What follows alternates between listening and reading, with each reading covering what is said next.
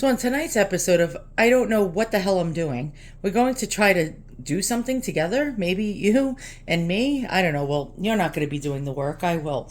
I have this thing called a pothos, actually, golden pothos plant, which is the devil's ivy. And we don't need anything devil motif in my house. But then again, it's called the devil's ivy, and I can't change the name of what people call a plant.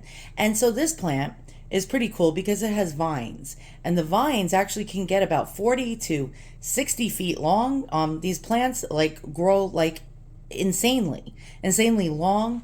So I had to place the vines because the vines were like reaching the floor on this table. But I'm realizing now I don't have a shelf tall enough to handle this plant.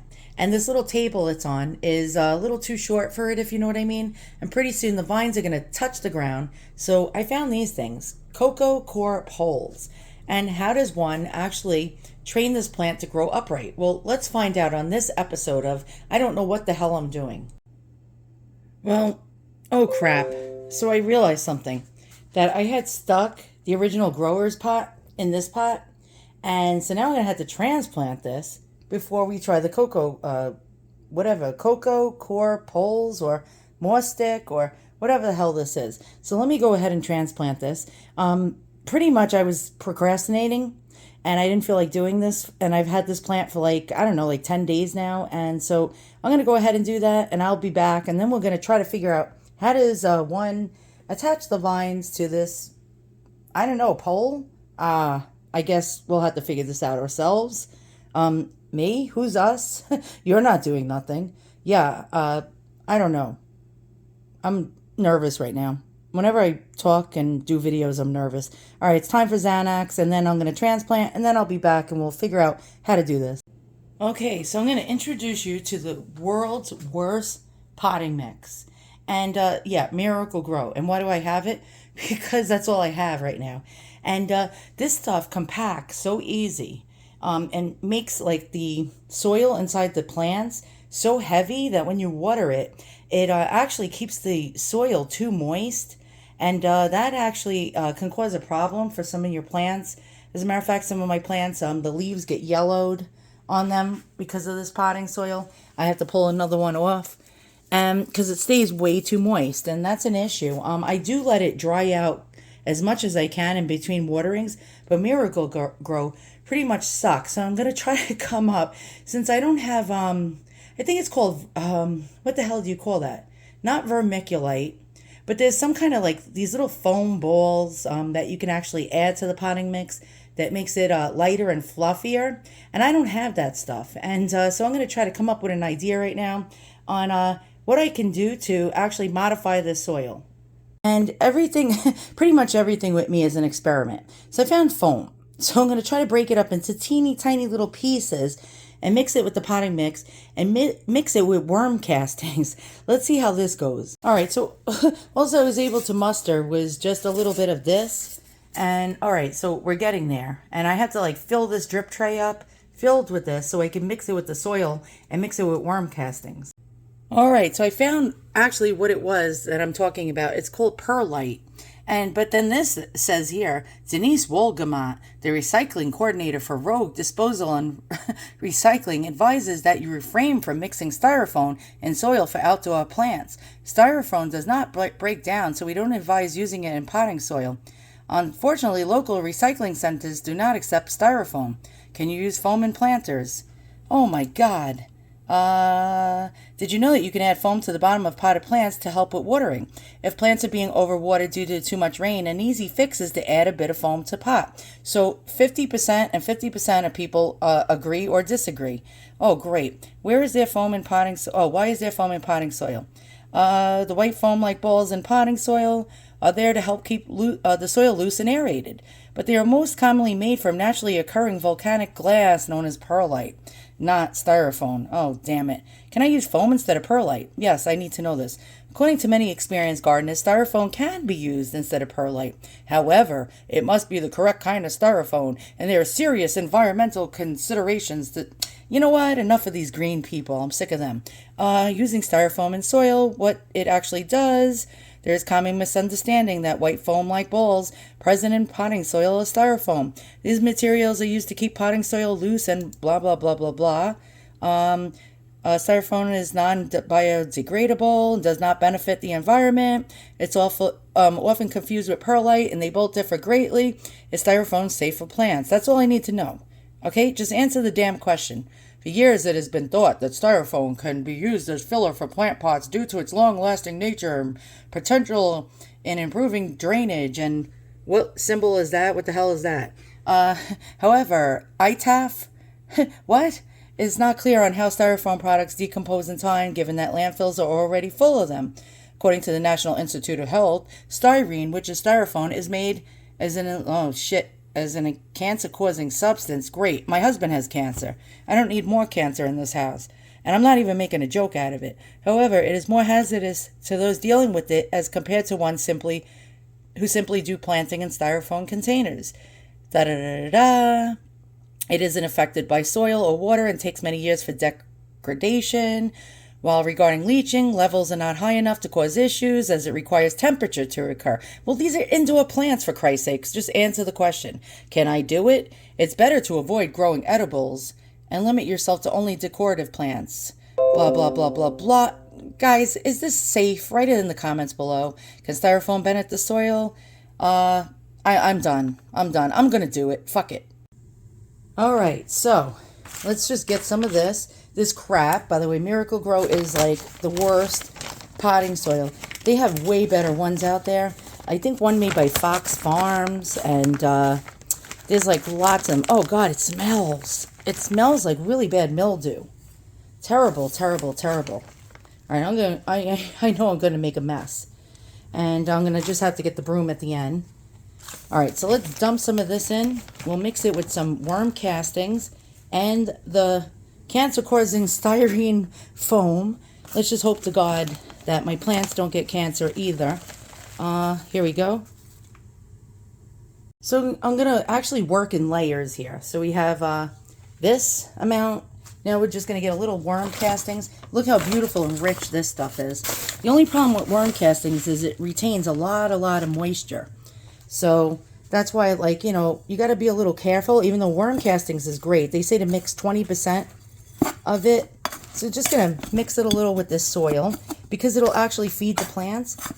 And I just want to make sure these roots are aerated and they don't get waterlogged with this shitty potting mix by Miracle Grow. All right, let's get the styrene.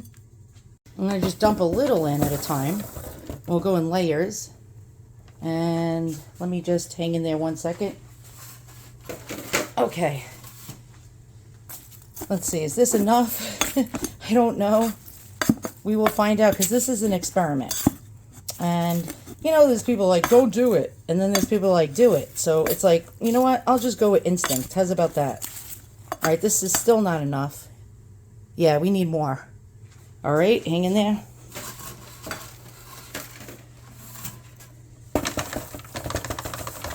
I have a feeling I'm going to have to break a lot more foam up. All right. Now let's get our mixer.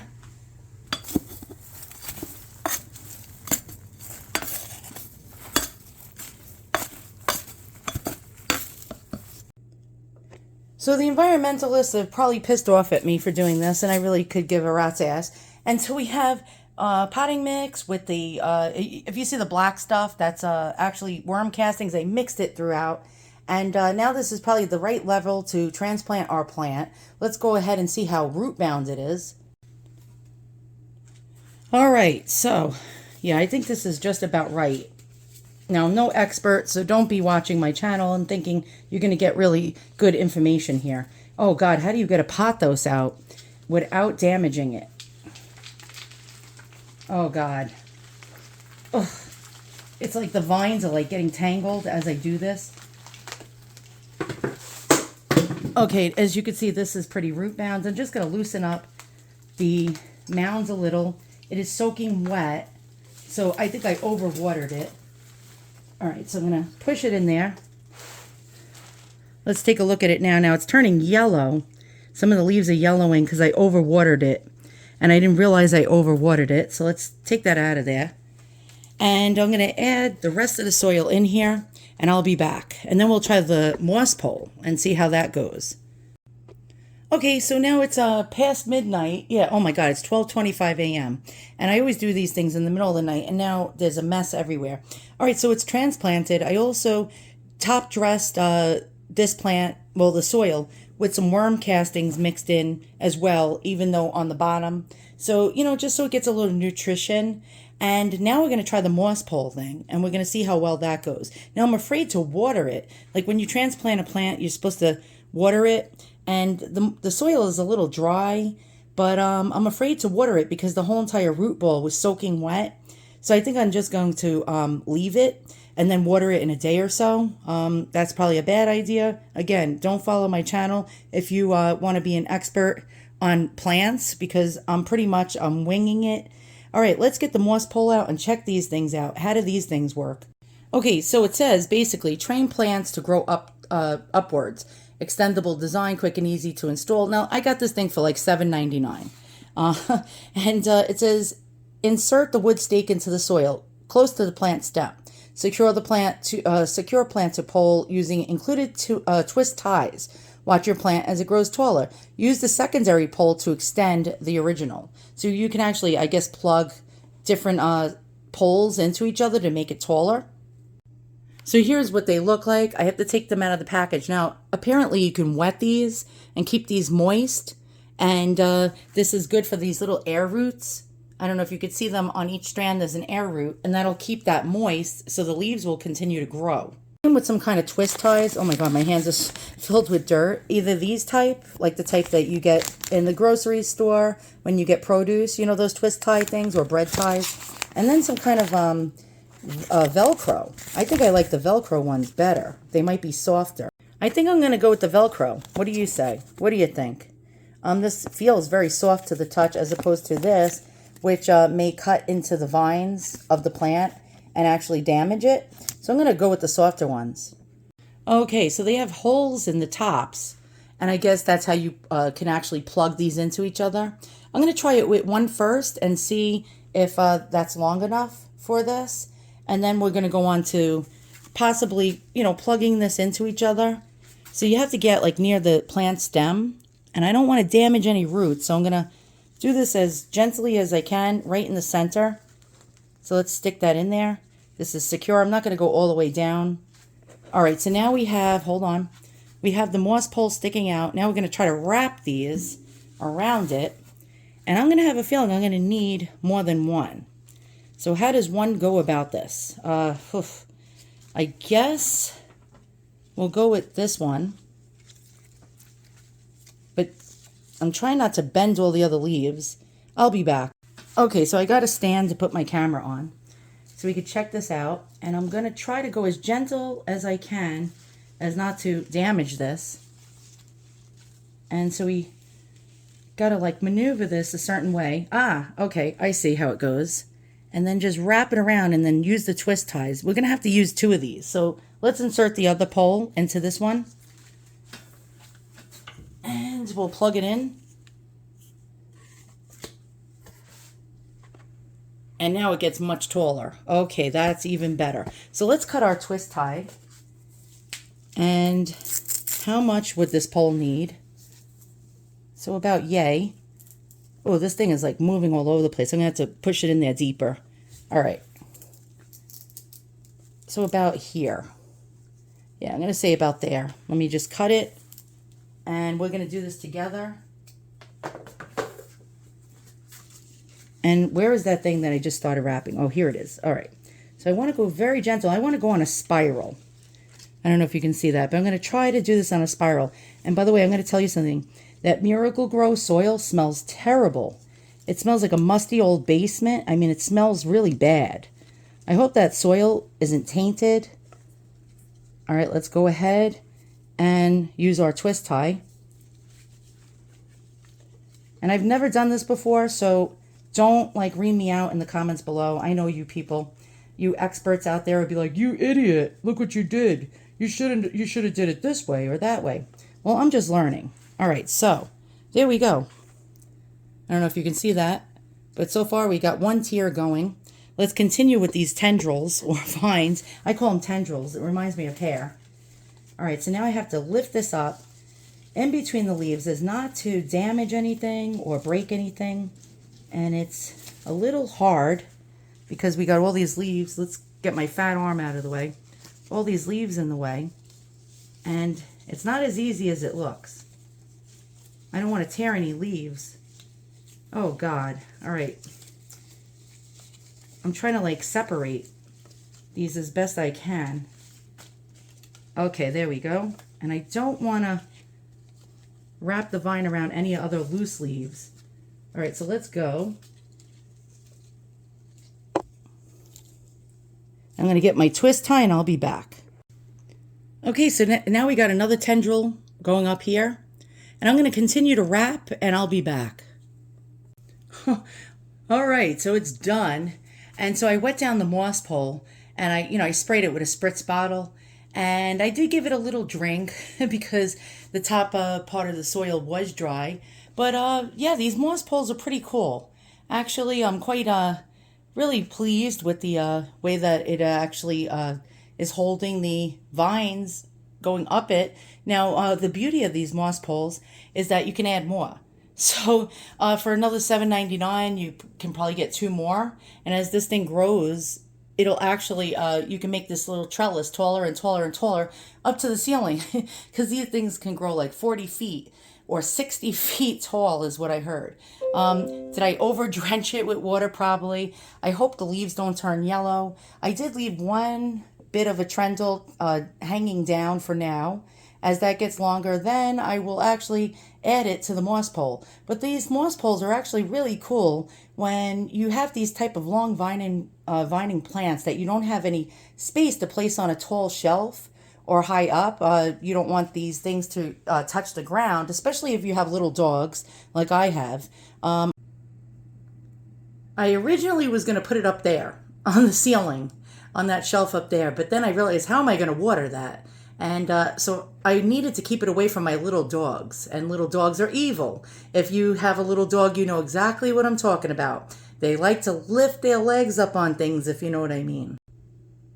So this is pretty much the only way, like the only alternative to keeping my little evil dogs from pissing on my plant.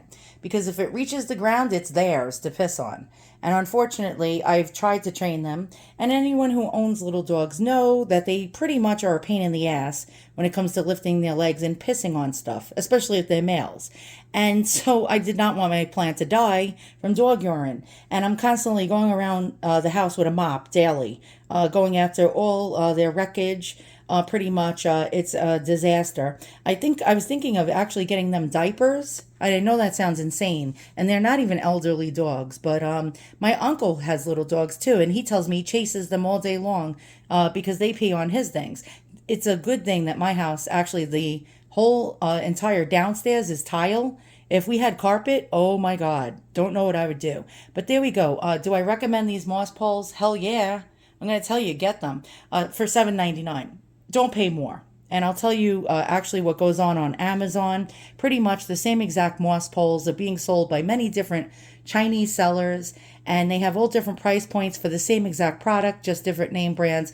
When you search for moss poles, just they have a search thing, a box on the left-hand side that you can put a price in. I put in $8. I was not willing to pay more than $8 for 2 moss poles that actually can reach 24 to 29 inches, and voila, found them for $7.99. Only like 3 other sellers were selling them for that cheap. But search and shop around. Do not pay more than $7.99 for these moss poles because you don't have to. Why pay more?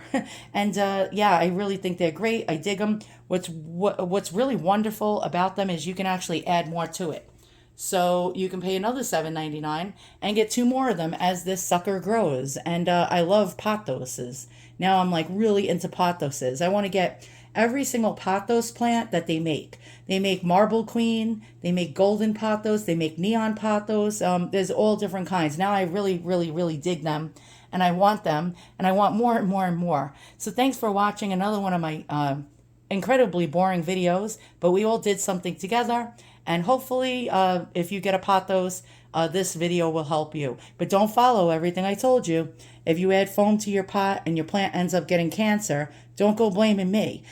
I'm not an expert. I'm not like one of those plant experts that you see all over YouTube that actually know what they're doing. I pretty much go by gut instinct and pretty much sometimes wing it and screw up and fuck up, and then the plant ends up dying, but then I just buy a new one. That's the beauty of it. Just buy a new plant if you fuck up, and then or your dog pisses on it and it dies, and yeah, that's it. Thanks for watching. See you all soon. So long.